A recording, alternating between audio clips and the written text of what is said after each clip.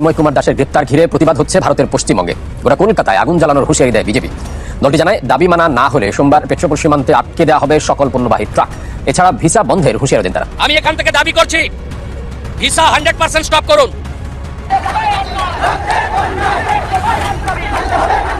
এই প্রশাসককে বলতে চাই, নুন আপনার আছে, আয়োডিনটা ভারতের। মোহাম্মদ ইউনুস যে আমরা হিন্দুরা আঙুল চুষবো ভারতে বসে বসে, আর আপনার সরকার আপনার নেতৃত্বে হিন্দুদের মারা হবে, কাটা হবে, আমরা কিন্তু চুপ থাকবো না। দেখাবো চিন্ময় দাসকে গ্রেপ্তার করেছে পুলিশ অনেকদিন যাবৎ। সব বাংলাদেশ সহ ভারতে অনেক জায়গায় আন্দোলন করা হচ্ছে। বিজেপির এই নেতা যদি চিন্ময় দাসকে যদি গ্রেপ্তার করেছে, তাকে যদি ছেড়ে দেওয়া না হয়, তাহলে বাংলাদেশের সকল ভিসা বন্ধ করতে সবাইকে নিয়ে আন্দোলন শুরু করেছেন। তাই ভিডিওটি স্কিপ না করে সম্পূর্ণ দেখতে। আমরা প্রয়োজন হলে একদিন অপেক্ষা করে ভিসা দপ্তরে যাবো, এখানে ভিসা সেন্টারে। স্টপ, ভিসা দেওয়া বন্ধ করুন completely. Export import permit issue করা বন্ধ করুন, বাকিটা আমরা বর্ডারে করব সোমবার থেকে। বলে দিলাম, চিন্ময় কৃষ্ণ প্রভুকে নিঃশর্ত মুক্তি, হিন্দুদের উপর আক্রমণ, মন্দির ভাঙা বন্ধ করুন। আর এই ধরনের এই নাবালকদের, যাদের আপনারা ওখানে তত্ত্বাবধায়ক সরকারে বসিয়েছেন, এই নাবালক যারা মন্ত্রীর পদমর্যাদায়, তাদের এই ধরনের ভারত বিরোধী কথা বলা বন্ধ করুন। আর চিকিৎসা নেওয়ার জন্য করাচি আর লাহোরে যান, এখানে আসবেন না, পরিষ্কার বলে দিতে চাই আমরা। উনি ওনাদের দিল্লির দূতাবাসে রাষ্ট্রদূতকে জানাবেন প্রোটোকল মেনে। আমরা কালকে মেল পাঠিয়েছিলাম, সেই মেল ওনারা এক্সটার্নাল অ্যাফেয়ার্স মিনিস্ট্রি ঢাকা বাংলাদেশের অনুমোদন নিয়ে আমাদের অ্যালাউ করেছেন 1+7। ঠিক একইভাবে আমাদের যে অ্যাগ্রিভনেস ওনারা রেকর্ড করেছেন, আমাদের বক্তব্য রেকর্ড করেছেন, আমাদের সাজেশন নিয়েছেন, এবং ওনারা একই প্রোটোকলের ভিত্তিতে ওনারা ওনাদের দেশের সরকারকে ওনারা জানাবেন। এর বাইরে ডেপুটি হাই কমিশনারের করারও কিছু নেই। উনি কমপ্লিটলি জানাবেন, জানালে যেভাবে আমাদের অ্যালাউ করেছেন, নিশ্চয়ই ওনারা আমাদের কথা শুনতে চান। ডক্টর মোহাম্মদ ইউনুস, তার আত্মীয়তা এখানে আমাদের বর্ধমানে আছে, নিশ্চিতভাবে তার অনুমোদন ছিল। তারা এপারের বাঙালি হিন্দুরা, সনাতনীরা কি বলতে চায় সেটা শুনতে চাইছেন, আমরা শুনিয়েছি। আমরা আমাদের কাজ করব। বঙ্গীয় হিন্দু জাগরণ মঞ্চ কালকে বেলা 2টোয় শিয়ালদা স্টেশনে জমায়েত করেছে, তারা আসবে বাংলাদেশ ডেপুটি হাই কমিশন অভিযানে। আমরা, এটা রাজনৈতিক কর্মসূচি নয়, সবাই সনাতনীকে বলবো আপনাদের এই কর্মসূচিতে যোগদান। সরাসরি ভারতকে আক্রমণ করছেন। এই প্রশাসককে বলতে চাই, নুন আপনার আছে, আয়োডিনটা ভারতে। আমি শুধু একটা উদাহরণ দিলাম। আমি এখান থেকে দাবি করছি, ভিসা 100% স্টপ করুন। আমরা প্রয়োজন হলে একদিন অপেক্ষা করে ভিসা দপ্তরে যাবো, এখানে ভিসা সেন্টারে। স্টপ, ভিসা দেওয়া বন্ধ করুন completely. Export import permit issue করা বন্ধ করুন, বাকিটা আমরা বর্ডারে করবো সোমবার থেকে। বলে দিলাম, চিন্ময় কৃষ্ণ প্রভুকে নিঃশর্ত মুক্তি, হিন্দুদের উপর আক্রমণ, মন্দির ভাঙা বন্ধ করুন। আর এই ধরনের এই নাবালকদের, যাদের আপনারা ওখানে তত্ত্বাবধায়ক সরকারে বসিয়েছেন, এই নাবালক যারা মন্ত্রীর পদমর্যাদায়, তাদের এই ধরনের ভারত বিরোধী কথা বলা বন্ধ করুন। আর চিকিৎসা নেওয়ার জন্য করাচি আর লাহোরে যান। ডক্টর মোহাম্মদ ইউনুস, তার আত্মীয়তা এখানে আমাদের বর্ধমানে আছে, নিশ্চিতভাবে তার অনুমোদন ছিল। তারা এপারের বাঙালি হিন্দুরা, সনাতনীরা কি বলতে চায় সেটা শুনতে চাইছেন, আমরা শুনিয়েছি। আমরা আমাদের কাজ করব। বঙ্গীয় হিন্দু জাগরণ মঞ্চ কালকে বেলা 2টোয় শিয়ালদা স্টেশনে জমায়েত করেছে, তারা আসবে বাংলাদেশ ডেপুটি হাই কমিশন অভিযানে। আমরা, এটা রাজনৈতিক কর্মসূচি নয়, সবাই সনাতনীকে বলবো আপনাদের এই কর্মসূচিতে যোগদান করা। আমাদের পক্ষ থেকে সোমবার দিন সকাল 10টা থেকে পেট্রোপোলে গুডস ভেহিকেল অবরোধের কর্মসূচি দেওয়া হয়েছে। আমরা সেখানে আমি নিজে অংশগ্রহণ করবো, সেখানে সবাই অংশগ্রহণ করবেন। আমরা প্যাসেঞ্জার ভেহিকেল এবং অন্যান্য যে ভেহিকেল আছে তাদের কোনো অসুবিধা করবো। আমরা কেবলমাত্র গুডস ভেহিকেলে অবস্ট্রাকশন করবো, এবং আমরা ওদের অ্যাটিটিউড আগামী 48 ঘন্টায় দেখতে চাই। চিন্ময় প্রভুর মুক্তি, মন্দির সুরক্ষা এবং সনাতনীদের উপর মিথ্যা মামলা বন্ধ করে ওখানে আগের পরিস্থিতি ফিরিয়ে আনা হোক। প্রয়োজন হলে 16 তারিখে বিজয় দিবস, যেদিন পাকিস্তানের আর্মি কমান্ডার নিজামী আত্মসমর্পণ করেছিলেন ভারতীয় আর্মির কাছে, ওই দিন কলকাতাতে মহাসমাবেশ আমরা ডাকার উদ্যোগ গ্রহণ করেছি। পশ্চিমবঙ্গ সরকার এখানে 6টা ব্যারিকেড লাগিয়েছে, বিজেপির আত্মাই 6টা ব্যারিকেড, 1000 পুলিশ, 8 জন IPS। ডক্টর ইউনুস যাদের উপর ভর করে এসব করছেন তারা যা, আর মমতা ব্যানার্জি এখানে যাদেরকে লালিত পালিত করে রেখেছেন তারা একই। আজকে বিধানসভায় সংবিধান দিবসের দ্বিতীয় দিনে সিদ্দিকুল্লাহ চৌধুরীর বক্তব্য যদি কেউ শুনে থাকেন, তাহলে বুঝতে পারবেন যে মমতা বন্দ্যোপাধ্যায় কোন শক্তিকে নিয়ে তিনি পশ্চিমবঙ্গ চালাচ্ছেন। এই শক্তি কখনো সনাতনীদের উপর আক্রমণ, হিন্দুদের উপর আক্রমণ, নমশূদ্র, মতুয়া, রাজবংশীদের, জনজাতিদের উপর আক্রমণ প্রোটেকশন দেবে না। প্রোটেকশন যদি কেউ দিতে পারেন, তিনি হিন্দু হৃদয় সম্রাট Narendra Damodar Das Modi. Anything access is very bad, but ভারতকে এই কথাটা কে বোঝাবে? বাংলাদেশের বিভিন্ন পুরনো ভিডিওগুলোকে এই একটা মানে অবস্থান প্রকাশ করার চেষ্টা করছে বিজেপির নেতারা। দর্শক, সম্মিলিত যেই সনাতনী জাগরণ মঞ্চের মুখপাত্র আপনার চিন্ময় কৃষ্ণ ব্রহ্মচারী, তাকে আজকে মুক্তি না দিলে একটা কর্মসূচি ঘোষণা করেছিল, আর সেই কর্মসূচির প্রথম ধাপ আজকে তারা কমপ্লিট করেছে। পার্ট 2 হচ্ছে সীমান্তের দিকে। আবার তো পার্ট 1 কি ছিল? পশ্চিমবঙ্গ প্রদেশের রাজধানী কলকাতায় তারা বিক্ষোভ করেছেন। আর বিক্ষোভটা কোথায় হয়েছে? আপনার প্রদেশের বিরোধী রাজনৈতিক দল ভারতীয় জনতা পার্টির নেতা এবং রাজ্যসভার বিরোধী নেতা শুভেন্দু অধিকারীর নেতৃত্বে দলটির নেতাকর্মীরা আজকে কলকাতায় বাংলাদেশের যেই উপ হাই কমিশনারের যে অফিস আছে, সেই অফিসের সামনেই তারা আপনার এই বিক্ষোভ করেছেন। টাইমস অফ ইন্ডিয়া বলছে ইসকন বাংলাদেশের পুরোহিত চিন্ময় কৃষ্ণদাসকে গ্রেপ্তারের প্রতিবাদে কলকাতায় এই বিক্ষোভ আয়োজন করা হয়েছে। এই সময় প্ল্যাকার্ড হাতে বিভিন্ন ধরনের স্লোগান দিয়ে বিজেপির নেতাকর্মীরা উপ হাই কমিশন অভিমুখে মিছিল করেন। বিজেপির নেতা অগ্নিমিত্র পাল বলছেন, আমাদের 8 জন বিধায়ক বাংলাদেশ হাই কমিশনের ভেতরে যাওয়ার অনুমতি পেয়েছেন। শুভেন্দু অধিকারী সহ আমাদের সীমান্ত এলাকার বিধায়করা হাই কমিশনে ঢুকবেন এবং বাকিরা বাইরে অবস্থান করবেন। আমরা আমাদের হিন্দু ভাই বোন, বিশেষ করে চিন্ময় দাস প্রভুকে গ্রেপ্তার করা নিয়ে চিন্তিত। নিঃশর্ত মুক্তি চাই। হিন্দু ভাই বোনদের উপর এবং নৃশংসতা তারা নাকি সহ্য করতে পারে না। যদি চিন্ময় দাসের কিছু হয়, ভারত নাকি চুপ থাকবে না, বাংলা চুপ থাকবে না, বাংলার হিন্দুরাও চুপ থাকবে না। তো এখন এটা কি কোনো হিন্দুগত ইস্যু? চিন্ময় দাসকে গ্রেপ্তার? নেভার। এটা হচ্ছে কি, আমরা যদি মনে করি বা স্পষ্টত দলিলিক আকারে দেখি, এটা হচ্ছে তার বিরুদ্ধে রাষ্ট্রদ্রোহিতার মামলা হয়েছে, বিভিন্ন ধরনের উস্কানিমূলক বক্তব্য, এগুলোর কারণে তাকে গ্রেপ্তার করা হয়েছে। কিন্তু ভারত সরকার এই বিষয়টাকে টোটালি, বা বাংলাদেশে অনেক লিডাররা আছেন, তারা কিন্তু এটাকে একটা ধর্মীয় ইস্যুতে কনভার্ট করার চেষ্টা করছে। আজকে দেখেন বাংলাদেশের সম্মিলিত হিন্দু খ্রিস্টান ঐক্য যারা আছেন, তারাও কিন্তু সাইফুল ইসলাম আলিফের হত্যার বিচার দাবি করেছেন। এবার দ্বিতীয় ধাপে তারা কি করবে? এবার তারা বলছে যে যদি চিন্ময় কৃষ্ণকে মুক্তি দেওয়া না হয়, তাহলে তারা সীমান্ত অবরোধ করবে। কোন সীমান্ত? আমাদের দেখি পেট্রোপোল সীমান্ত। এবার এই সীমান্ত অবরোধের হুমকি দিয়েছে। রোববারের মধ্যে যদি চিন্ময় দাসকে মুক্তি দেওয়া না হয়, তাহলে সোমবার থেকেই ভারত বাংলাদেশের বৃহত্তম স্থলবন্দর পেট্রোপোল সীমান্তে অবরোধ শুরু করে দিবে বিজেপি। ওই দিন সকাল 10টা থেকে পেট্রোপোল স্থলবন্দরে ভারত থেকে বাংলাদেশের সমস্ত পণ্যবাহী বাস, ট্রাক আপনার চলাচল বন্ধ করা হবে। আর বিজেপির নেতা বলছেন সে নিজে এক্ষেত্রে নেতৃত্ব দেবে, যদিও সেক্ষেত্রে ছাড় দেওয়া হয়েছে যাত্রীবাহী বাসকে। তো সকল কিছু মিলিয়ে বিজেপি এই কার্ডটা খেলছে। এটা বরাবরই তাদের কাজ। তারা ভারতের মধ্যেও অনেক মুসলিম স্টেটের নাম পরিবর্তন করছে, রাম মন্দির তৈরি করছে জোরপূর্বক বিভিন্ন জায়গায়, এখানে অনেক কিছু কিন্তু ঘটছে।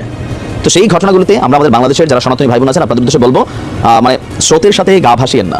চিন্ময় কৃষ্ণদাসকে, তার সম্পর্কে একটু ভালো করে জানুন, ভালো করে বুঝুন। আপনাদের ধর্মের অনেক মানুষ তার সম্পর্কে কি বলছে মিডিয়া প্ল্যাটফর্মে দেখুন, তারপরে আপনারা সিদ্ধান্ত নিন যে বিষয়টা আসলে কি। এটা কিন্তু কোনো ধর্মীয় ইস্যু না। ভালো থাকুন। আসসালামু আলাইকুম।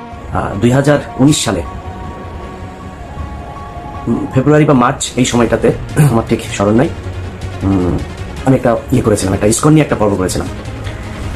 সেই ইসকনের পর্বটাতে দেখানো হয়েছিল যে ইসকন যে একটা জঙ্গি সংগঠন এবং এরা একত্রিত হচ্ছে, সংঘবদ্ধ হচ্ছে এবং এদের মূল টার্গেট হচ্ছে একটা বিশাল গণহত্যা চালানো। এটার জন্য তাদের অর্থ, তাদের ট্রান্সপোর্টেশন সুবিধা, তাদের অস্ত্র, তাদের সব ধরনের সুযোগ সুবিধা, এবং তারা যেটা করছিল সরকারি অফিসগুলোতে বড় বড় পদে যারা আছে তাদেরকে তারা টাকা পয়সা দিয়ে, নারী দিয়ে এইভাবে হাতে নিচ্ছিল। যে কারণে বিভিন্ন জায়গায় যখনই কোথাও কোনো আপনার এমনকি হিন্দুদের সাথেও তাদের বিভিন্ন মন্দির দখল নিয়ে গ্যাঞ্জাম হয়েছে, সেই গ্যাঞ্জামগুলোতেও দেখা গেছে ইসকনের সংখ্যা কম, কিন্তু পুলিশ প্রশাসন সবসময় তাদের পক্ষে দাঁড়িয়েছে, যে কারণে তাদের সাথে পারা যায়নি।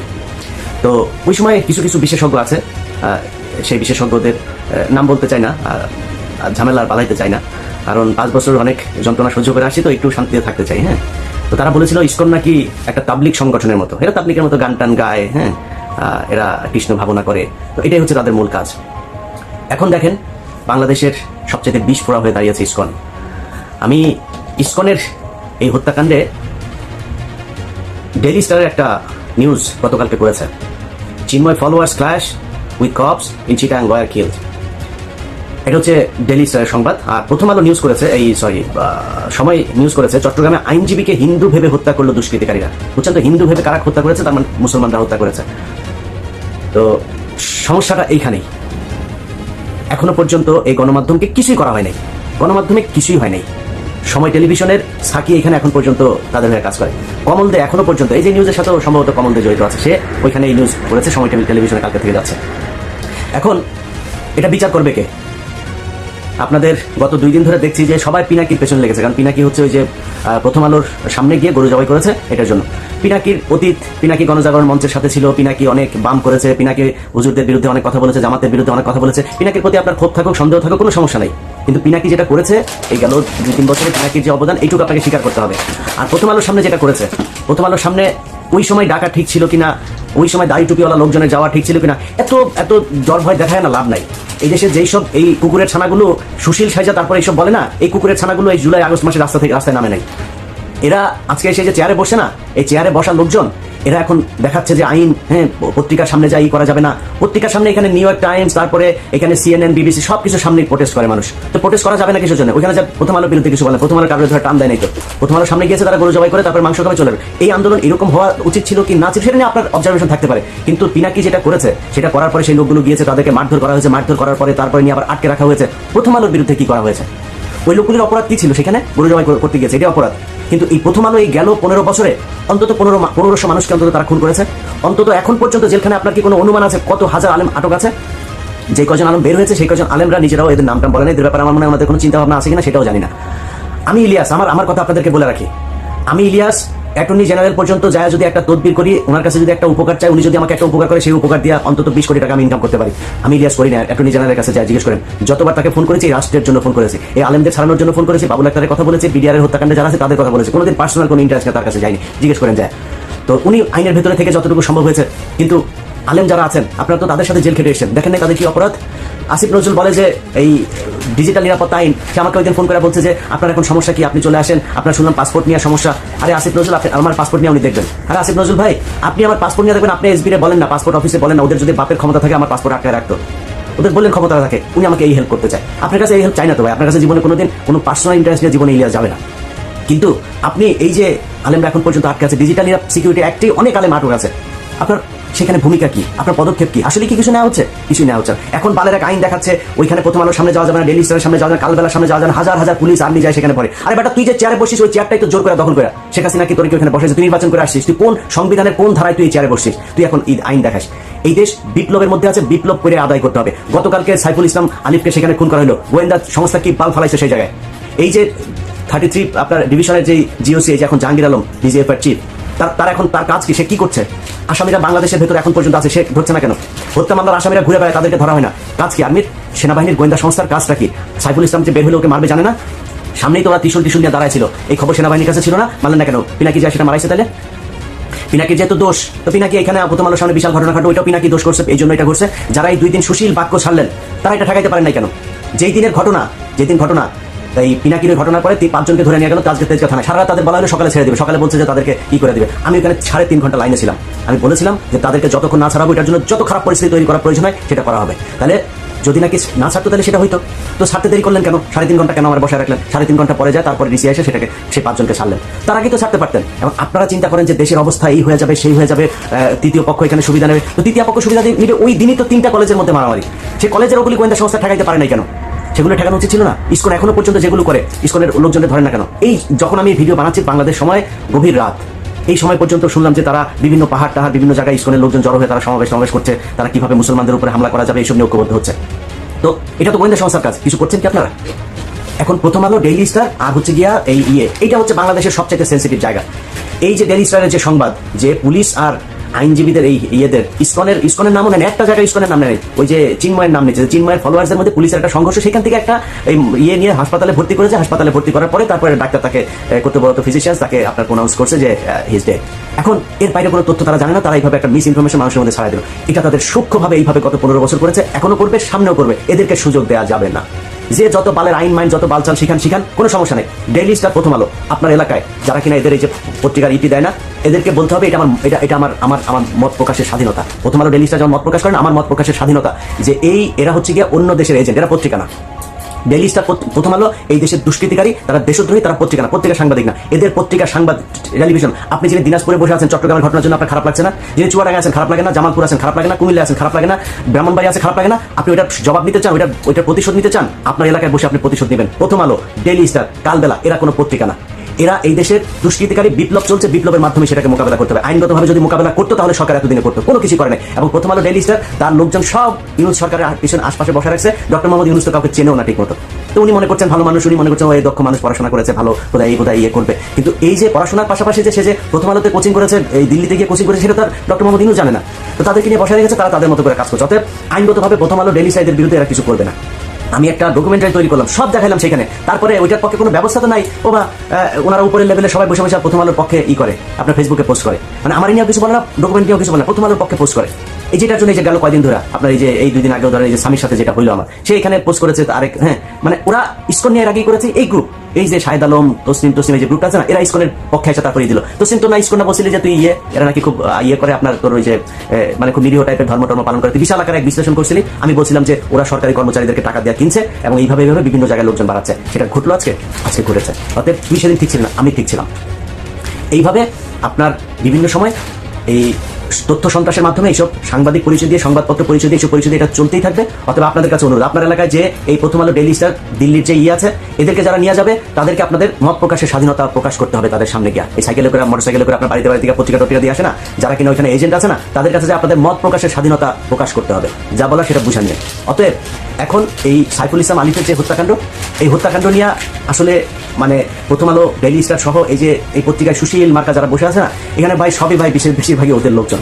সো আপনার এখন একটা পরিস্থিতির কারণে একটু চুপ হয়ে আছে, তারপরে সবল দিচ্ছে, মাঝে মধ্যে ফোঁস করে উঠছে এই ডেইলি স্টার, এটা হচ্ছে তার একটা প্রমাণ। তো আমরা কিছু বলার নাই, এই দেশে মুসলমানরা এখন সংখ্যালঘু, আমরা মানে এমন একটা অবস্থায় আছি আসলে মানে এই দেশে আমাদের থাকাটা খুব কষ্টকর হয়ে যাবে, খুব ঝুঁকিপূর্ণ একটা জায়গার মধ্যে আছে। কারণ ওরা সবাই চায় এই দেশটা ভারত নিয়ে নেক, ভারতের সাথে মার্চ করুক। এই হিন্দুদের সাথে আবার বুদ্ধিজীবীরা, সুশীলরা, এখন যারা সরকারে বসেছে, এদের ভেতরেও মানে আমার মনে ডক্টর মোহাম্মদ ইউনুস বাদে এখানে যারা আছে প্রায় সব কটাই এইটাই চায়। তো এটা চাইলে আমরা এটা করে এটার কেমনে কি করবো বলেন? কিছু করার আছে? করণীয় আছে আমাদের? কিছুই করণীয় নাই। তো যার যা করার, যে যেভাবে চিন্তা করেন, সংঘবদ্ধ থাকেন। ছাত্রদল, ছাত্র শিবির, আপনাদেরকে বলবো ভাই, আপনারা সবাই তো বিক্রি হয়ে যান নাই, আপনাদেরকে বলবো যে আপনারা এই বিষয়গুলো নিয়ে সিরিয়াসলি চিন্তা করেন ভাই। এখন ক্ষমতায় আসা, তারপরে হচ্ছে গিয়ে চাঁদাবাজি করা, ধান্দাবাজি করা, নিজের চিন্তা করা, ভাই দেশটার আগে বাঁচাইতে হবে। এই দেশটার জন্য যদি প্রয়োজন হয়, আবারও বলে নিচ্ছি, এখন তো আমার দেশে গেলে সমস্যা নাই, যদি প্রয়োজনে আপনারা যদি সেরকম কোনো পরিস্থিতি মনে করেন যে দেশে হচ্ছে, ভারতের সাথে যুদ্ধ করতে হবে, আমি আপনাদেরকে কথা দিলাম, আমি ইলিয়াস হোসেন ফার্স্ট পার্সন বুকে গুলি নেওয়ার জন্য দেশে ফিরে আসবো ইনশাল্লাহ। কোনো সুবিধা নেওয়ার জন্য আসবো না। যদি গুলি নেওয়ার সেই পরিস্থিতি তৈরি হয়, ইনশাল্লাহ মেনে চলবো। অতএব আপনাদের কাছে অনুরোধ, রাজনীতি করেন, যা করেন, যেভাবে করেন, ভাই দেশটা খুব সমস্যার ভেতরে আছে। এই দেশের বিপ্লবটা শেষ হয় এবং অনেক কিছু এখন পর্যন্ত করতে হবে সেটা বিপ্লবের মাধ্যমে। আপনাদেরকে এর আগের বার বলেছি যে এই যে আপনার সায়নট, তারপরে উদিচি, হ্যাঁ এগুলো আছে না, এরা এই যে শিল্পকলা একাডেমির এই করে দখল করে আছে। আমি জানি না সেটার অবস্থা কি। আপনাদের কাছে অনুরোধ ভাই, এই যে কলরব আছেন, সাইমন শিল্পগোষ্ঠী আছেন, আরো অনেক জামাত শিবিরের অনেক প্রতিষ্ঠান আছে, কমিটির অনেক প্রতিষ্ঠান আছে, আপনারা যায় সেগুলো ভাই দখল করবেন। আপনাদের নাটক চলবে, আপনাদের গান চলবে, আপনারা সিনেমা বানাবেন, এগুলো চলবে। সো তারা যদি করতে যায় তারা তাদের মতো করুক, আপনাদের সময় দিয়ে তারপরে তাদের করতে হবে। শুধু তারা সেটা দখল করে রাখবে, এটা হবে না। বিপ্লবের অনেক কিছু ভাই দখল করে নিতে হবে। এখনো পর্যন্ত আইনগতভাবে এই সুশীলদের হাতে নেবেন। এই সুশীল কুকুরের ছানারা, এরা জীবনে আপনাদের কথা বলবে না, আমাদের কথা বলবে না। যারা জীবন দিয়েছে তারা এই সুশীল না, তারা এখানে কোনো চেয়ারও পায় না, তারা কিছুই পায় না। একমাত্র এই নাহিদ আর আসিফ, দুইজন এখানে আছে, দুইজন তারপরে খুবই সংখ্যালঘু প্রজাতির হয়ে আছেন। আসিফ যেসব কথাবার্তা বলেন, সেসব কথাবার্তা বলার পরে তাকে আবার নানানভাবে থ্রেট দেওয়া হয়, এটা বলা যাবে না, ওইটা বলা যাবে না। নাহিদ তো এমনি চুপচাপ থাকে, একটু যেটুকুই করতে চায় সেটুকুও মনে করেন তাকে বাধা দেওয়া হয়, এই দোষ ওই দোষ, নানান কিছু করে তাদেরকেও কোণঠাসা করার চেষ্টা করা হচ্ছে। তো বিপ্লবের যেই মানে চরিত্র, সেটা আসলে সরকার ধারণ করে না, যে কারণে এখনো বাইরে থেকে ফোর্সগুলি আপনাদেরকে ভাই এই বিপ্লবের সমাপ্তিটা করতে হবে, পরবর্তী যা করা সেটা করতে হবে। সবাই ভালো থাকবেন, আল্লাহ হাফেজ। দর্শক, সাংবাদিক ইলিয়াস আলী যে কথাগুলো বলেছেন, যে আপনাদের ইলিয়াস আলীর কথাগুলো শুনে আপনাদের কেমন লেগেছে তা আপনাদের মতামত কমেন্ট বক্সে জানাবেন। আর চ্যানেলে নতুন দর্শক হয়ে থাকলে চ্যানেলটি সাবস্ক্রাইব করে আমাদের পাশে